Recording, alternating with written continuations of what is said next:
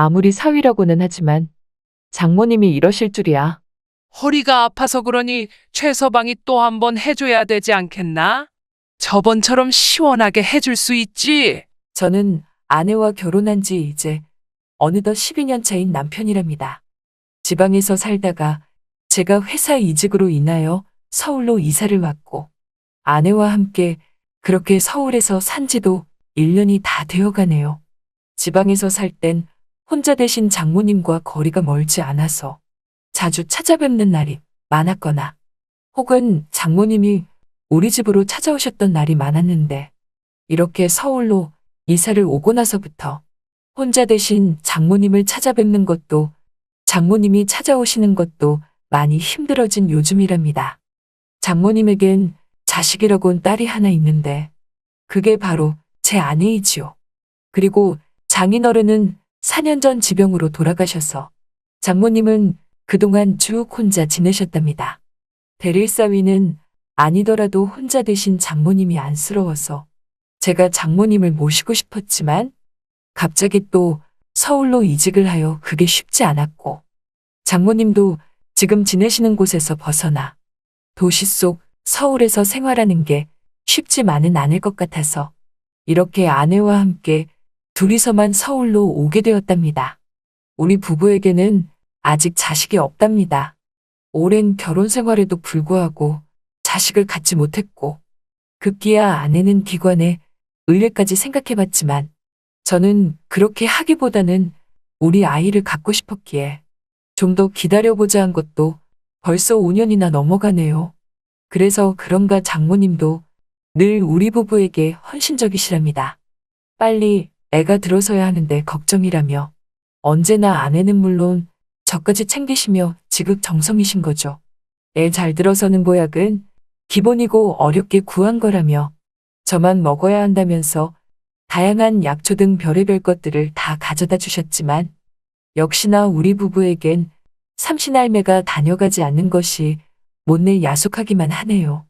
이렇듯 자식 하나 없이 아내와 전 서울에서 1년 가까이 생활하고 있었는데 어느 날 회식이 있었습니다.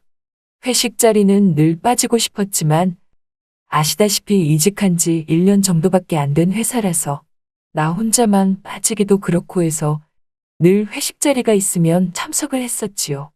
여지없이 술을 따라주는 대로 다 마셨는데 소주, 맥주, 양주, 폭탄주는 기본이라 그런지 그렇게 술에 잔뜩 취해 집에 가는 날이 바로 회식 날이었던 거죠. 그리고 그 다음 날은 언제나처럼 숙취가 안 돼서 지각은 기본이었습니다.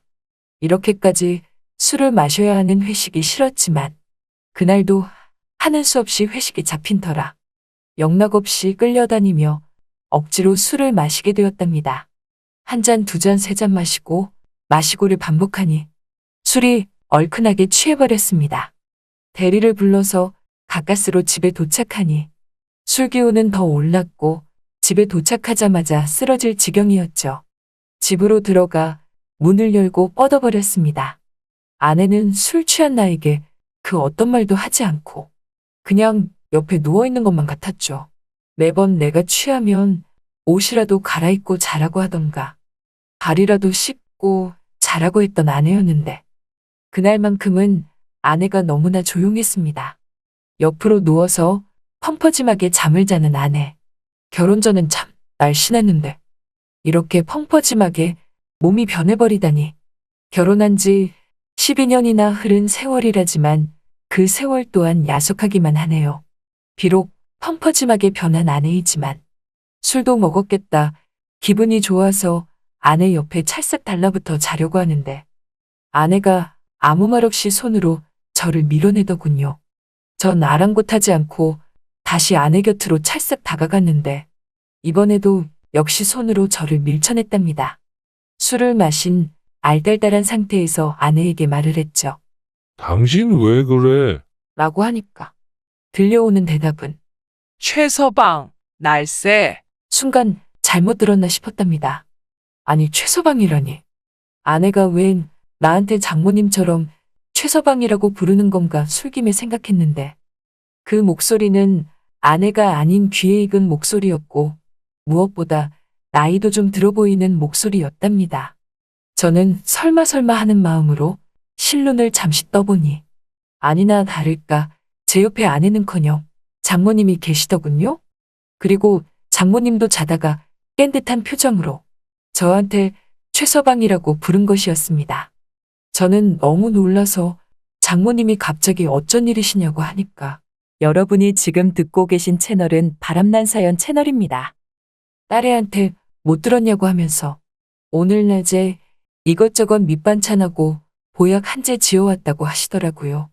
순간 마음을 최대한 진정시키고 그러시냐고 말은 했지만 술에 취해서 그것도 쉽지 않아 정신 못 차리듯 해롱해롱거리니 장모님이 하시는 말씀이 최서방 그래도 방은 제대로 찾아와야지. 여긴 작은 방인데 자고 있다가 깜짝 놀랐다고 하시더라고요.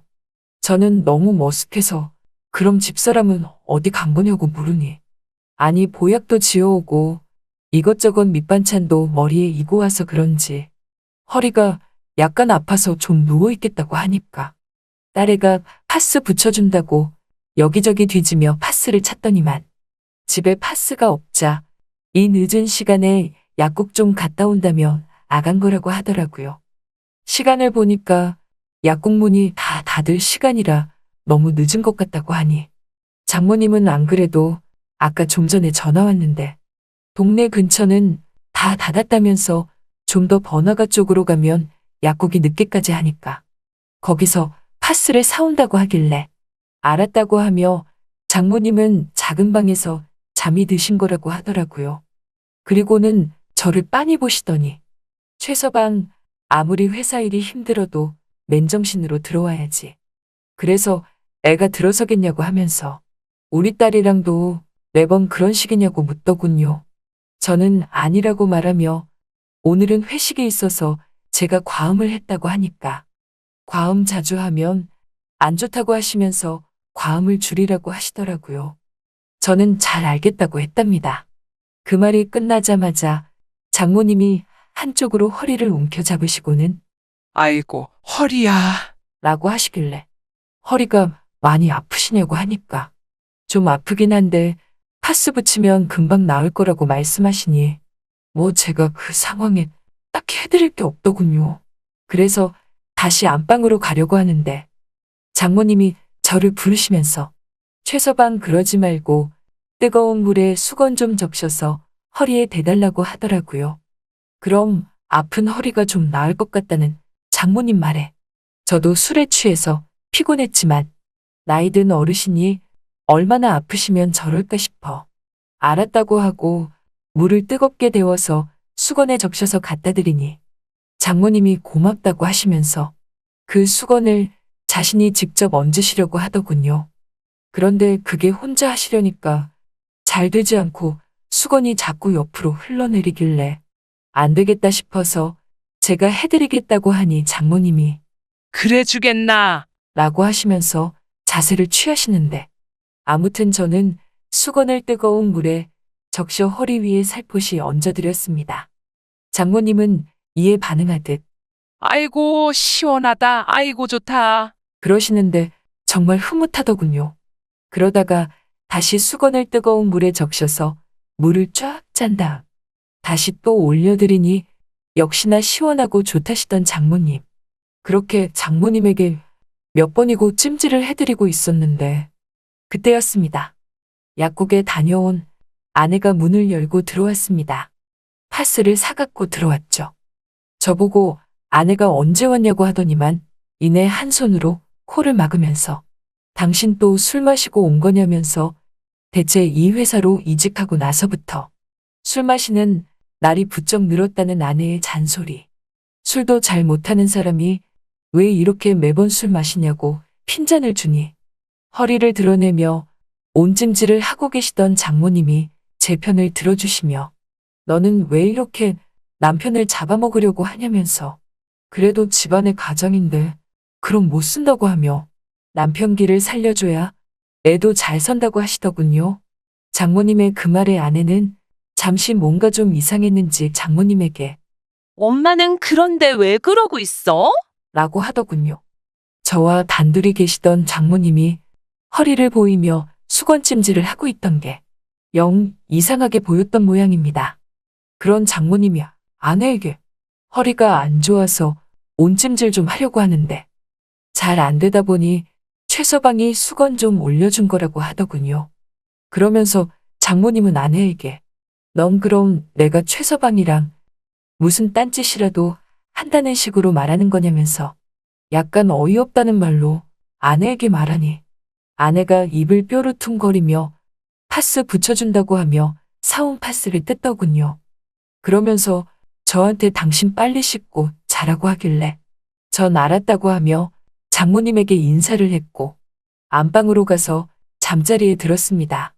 그 다음날 일어나 보니 아내는 온데간데 없고 장모님만 주방에서 왔다 갔다 하시더군요. 그래서 제가 장모님에게 집사람이 안 보인다고 하니 콩나물이 없어서 사러 갔다며 자네 해장해 주려고 콩나물 좀 사오라고 시켰다고 하시더라고요. 아, 그러시냐고 말한 후 이제 씻으려고 하는데 장모님이 제게 하는 말이 그러지 않아도 우리 최서방 때문에 자기 아픈 허리 다 나은 것 같다며 자고로 남편 없으면 몸이 아파도 고생인데 어제는 정말 죽은 남편 대신해서 최서방이 지극정성으로 허리에 온찜질을 해줘서 너무나 고마웠다며 제 손을 꼭 잡으시더라고요. 참 머쓱했습니다. 그러면서 보약 한 재를 제게 전해주시며 이거 먹으면 애 금방 들어서니까 딸애랑 잘해보라고 하시면서 자기는 콩나물국 끓여놓고 갈 테니 출근 잘하라며 다음에 또 오신다고 하셨답니다. 그런 장모님을 보더라도 빨리 첫애가 생겨야 하는데 그게 참 마음처럼 쉽지가 않네요. 그렇게 장모님이 가시고 한 달 뒤 장모님이 또 오셨는데 퇴근 후 집에 돌아온 절 보고 오늘은 술 안 마시고 왔냐면서 안 마시고 왔으니 오늘은 자기랑 한잔하자고 하시더라고요. 딸애는 자고 있으니 신경 쓰지 말고 둘이서 한잔하자고 하길래 뭔지 모르게 아내에게 들키면 안 될 것 같은 이 느낌은 뭔지 그렇게 장모님과 부엌에서 살금살금 조용조용 남 모르게 주거니 받거니 한잔하고 있었는데 글쎄 어느새 잠에서 깬 아내가 부엌으로 오더니만 자기 빼고 단둘이 여기서 뭐 하는 거냐고 묻지 않겠어요? 그 말에 장모님은 그냥 최서방이랑 오붓하게 술 한잔 하려고 하는데 뭐 잘못됐냐고 말하니 아내가 이번에도 역시 입을 뾰루퉁거리며 다시 자러 들어갔습니다. 장모님이 우리 집에 오시는 날에는 대부분 이런 패턴이 계속되고 있네요. 어찌하다 보니 저는 장모님과 단둘이 있는 시간들이 좀 있었고 그걸 본 아내는 뭔지 모르게 저와 장모님 사이를 질투하듯 이상하게 보는 것 같습니다. 그러다 보니 장모님과 단둘이 있을 땐 왜 이렇게 아내 눈치가 살짝 보이던지 장모님도 그런 아내를 의식이라도 하신 듯 아내에게 한 소리씩 하시는데 참 알다가도 모를 서로만의 감정인 것 같네요. 그때였습니다. 아내는 시장에 갔고 장모님과 단둘이 있게 되었는데 작은 방에서 장모님이 부르는 소리가 들리더군요. 그래서 문을 열고 들어가니 허리가 아파서 그러니 최서방이 또 한 번 해줘야 되지 않겠나? 저번처럼 시원하게 해줄 수 있지? 그렇게 또 지극정성으로 온찜질을 해드렸네요. 모쪼록 장모님이 건강하게 오래오래 장수하셨으면 좋겠습니다. 나이 들면 건강이 최고니까요. 잘 들으셨나요?